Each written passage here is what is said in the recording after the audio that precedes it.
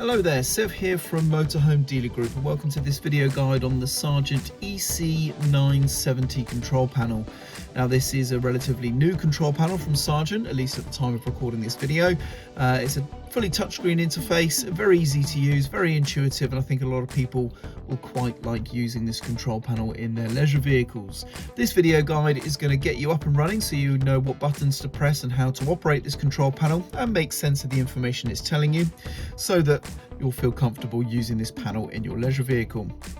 Now there is also a smaller, almost half-size square version of this control panel called the EC940, and there's a lot of similarities between the two control panels, but this video guide is focusing on the EC970.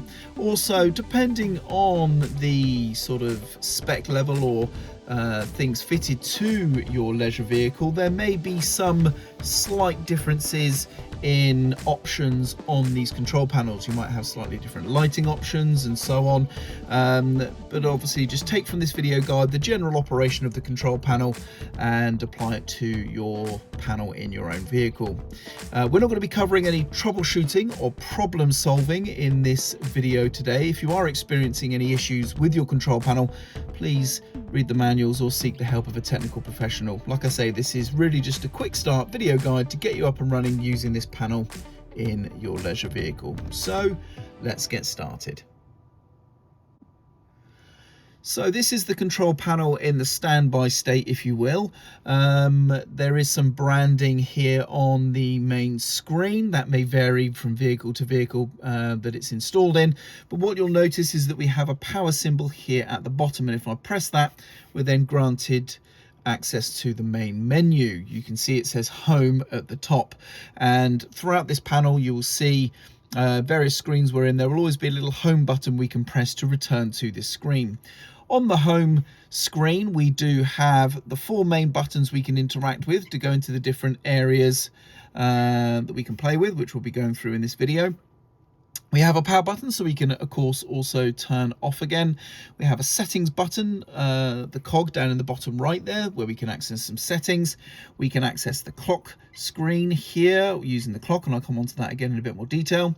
There's also any warnings and alerts that we need to be aware of, currently grayed out in the top left corner here because we don't have any, but if you did have a fault or anything you needed to be made aware of, you could click up here and see more information on that particular fault or issue.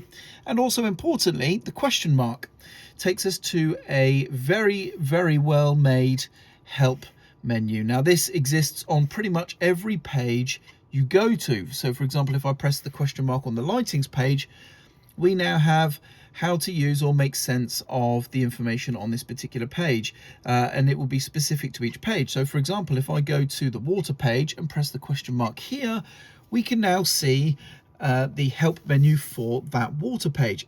The help menus on this control panel are fantastic, and if you are struggling to understand what a button or function may be, or how it's going to work, or what the panel's telling you, a very, very good first port of call would be that page's help menu, and I'm sure you'll get your answers there. It's very, very good. So let's talk about the settings. If we press the settings cog in the bottom right, you can see we have some basic settings here. We can choose whether or not we have a key beep on, so that's when we touch the screen, whether or not it's going to make a beep noise. We can change the LCD brightness, so how bright the screen is here. We can change the backlight time, so that's how long it takes for the panel to essentially turn its backlight off with inactivity. We can turn on or off water tank alarms here. The lighting mode, we can change that here, whether it's lights and dimmer or none, and then we're back to key beep. And changing any of those options is just going to be choose the option you want to change on the top option, and the bottom option is the options available for it. So for example, key beep has on or off. As you can see, we go to LCD brightness, I can change it here, so you can see the difference between pressing the two different sets of arrows. And reset is going to reset to, I assume, factory defaults. Below that, you can see we can pair Bluetooth devices. I would assume that would give you Bluetooth functionality. You can maybe download an app and control this panel or some functionality, or get some readouts from this panel to a mobile device. I have not done that. I have not played around with it, so I don't know exactly what sort of functionality that gives, but that may be something you would like to explore. And then over on the right hand side, you can see we have some information relating to the control panel itself. And if I press the help menu here, again, this tells you exactly how to use that page and all the information. If I press X, we can exit out. If I press tick, that will confirm any changes we've made. So very easy there. And we return back to the home screen. The bottom left, we have the clock screen. And on the clock screen, we get the time and date in the center there. That can be changed by coming down to the bottom right, where we have now a clock settings icon here, and that allows us to change the time and date there, should we so wish. And then it gives us a very, very brief overview of the vehicle's state, if you will. So you can see we're charging the leisure battery at the moment. The water tank is looking pretty full. We are on charge and okay, and the solar panel we're fitted currently on this vehicle is not doing anything, but if that was doing something, that would also indicate there. It's just a nice little screen that will persist within activity. This clock screen comes on, and you can just have a quick glance over and see very quickly not only the time and date, of course, but also what your control panel is wanting to tell you with regards to your batteries and water tanks and so on. So let's start playing with some of these options in the home screen. So if I go to the lightings menu, we have a couple of buttons here, and this is going to allow us to turn on vehicle lights. Now this is one of the menus that can vary vehicle to vehicle. On this vehicle though, we have a main light, and if I press that, it goes yellow to indicate that is now enabled. And you may have noticed some lighting has come on in the background. I can press aux, that's some additional lighting that can display in your vehicle. For this vehicle, it's some sort of nice indirect lighting in cupboard and storage spaces, which looks quite nice on this vehicle. And then if I press dimmer, this is a dimmable light source, and I can modify the dimming light by pressing the plus or minus to either side of that button, or we have the slider on the right hand side that I can either touch or drag to change that as well. So that's the lighting menu. Very, very easy indeed. Now for this video, I am going to turn the dimmer light off. It just would make the screen stand out just a little bit clearer for the video here. Now you'll notice when we're in a menu, we're in the lights menu at the moment, as it says at the bottom, there is a right arrow, and that's going to take us to the next screen. So in that case, I believe it would be power. So if we go to the lightings menu, press the right button, yes, we're in the power screen. And the arrow just allows us to cycle through each of these screens without having to go back to the main menu if you don't want to. So let's take a look at the power screen next. This is one that's going to be very important for most leisure vehicles because it lets you know what's happening with your batteries. Now, as you can see, we have the leisure battery on the left and the vehicle battery on the right. Inside of each battery's information, it's giving us lots of details there. And then we also have a symbol to denote the leisure battery and vehicle battery below. Now one is grey and one is yellow. The yellow battery is the battery that the vehicle is currently selected to. So that means that's the battery that is currently powering the vehicle, and most likely also the one that is getting some charge from a charging source. So let's take a little look and break down what we're seeing. So let's focus on the leisure battery for now. Here on the left, you can see it says we are charging at the moment, and we can see the voltage. And we also get a bit of a ring or partially filled ring there to also denote the, I would say, state of charge in the battery, or the voltage there as well. So that's another sort of visual representation of the information. And comparing that to the vehicle battery on the right hand side, that says that the charge is good. We have a good resting voltage there of 12.8 volts, and it's saying, I believe, that the state of charge is looking pretty healthy on that battery as well.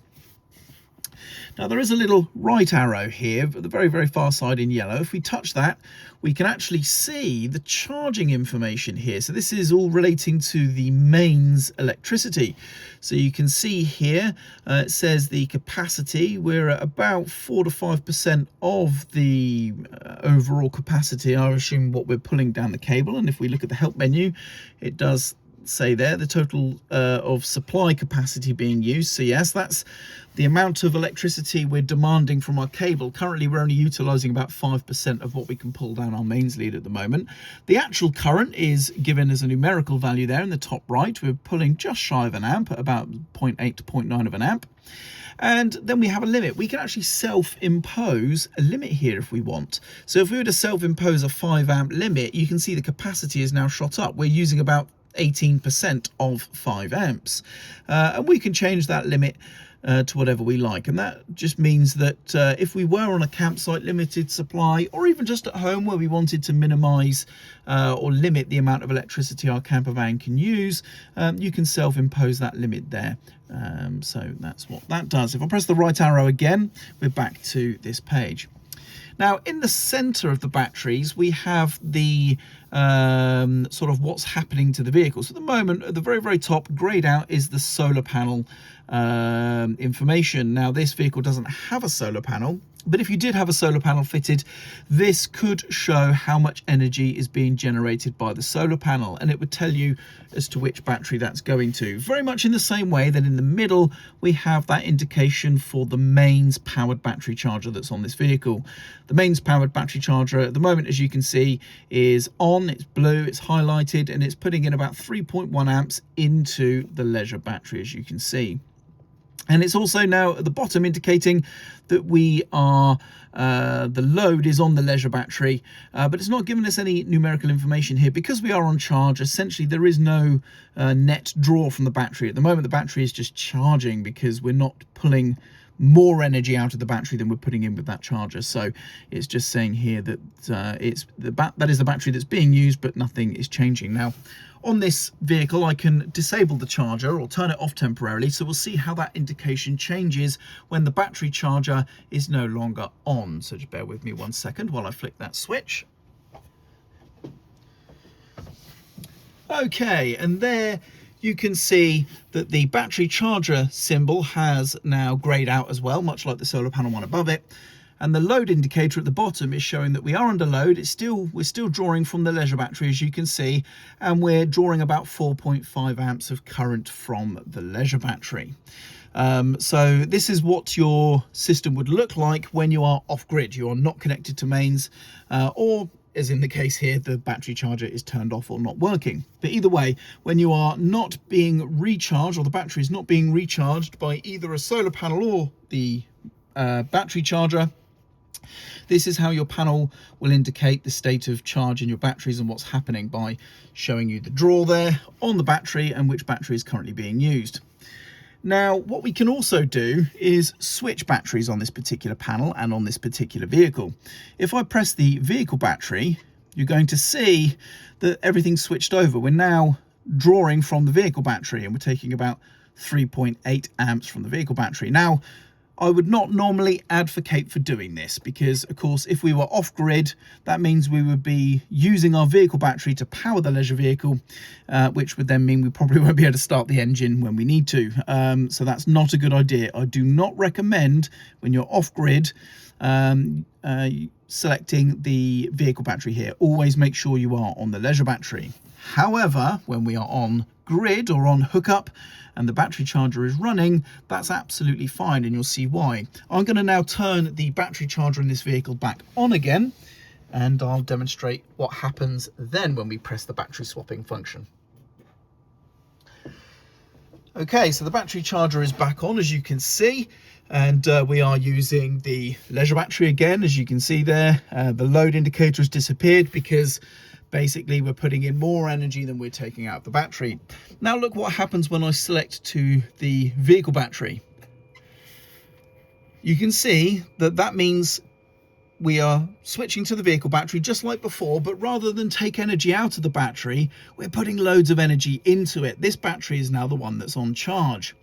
So when you're on grid, you have access to mains hookup and your battery charger is running, you can just press a button to direct that charge. So that means that if your vehicle was at home, on the driveway, in the off season, or when the vehicle is not being used, you can very easily at the press of a button keep both your batteries nicely charged up just by switching them from time to time. But like I say, if you are off grid, the battery swap function should not be used. You should remain on the leisure battery. So that's the power screen. And again, if you do have more questions and things, the help menu here is also going to be very, very good at helping you remember how this is all working and what it's telling you. So let's now press the right arrow, or I can press the home screen. We're going to go to the water page next. And this is intended to show you your water tank levels. So currently on this vehicle, we have the fresh tank here and it's full, and the waste tank over here, that's the grey water tank, and that's currently empty. Now, very commonly on this panel, on the water page, you will also have a button for turning on or off the power to the water pump, which is there. So now the water pump is on and it has power. It's as easy as that. Now, like I say, again, some vehicles may have some subtly different options here depending on the setup on that particular vehicle. This vehicle, though, does just have the tank readouts and the water pump on off switch. So let's go to the last page now, which is the environmental page. And in here we can see we have the internal temperature and humidity, and on the other side we have the external temperature. Very, very simple. And we press right again and we're back to the lights. So that arrow just allows us to cycle in a loop, a sort of circle through the different pages of information there. So we go lights, power, water, environment, back to lights, and so on. But it just means that when we're in a page, we can just cycle through very easy without having to come back to the main menu every time. So that is the control panel functions. Very, very simple and easy. Now, if we wanted to turn the control panel off, we simply touch the power button, and you may have noticed, I don't know if that showed up on camera, but all the lights and everything in the van has now turned off. We are now in a powered down state. And that is it. That's how to use the Sargent EC970 control panel in your leisure vehicle. I hope you found this video useful. I'm Sev, and thank you very much for watching.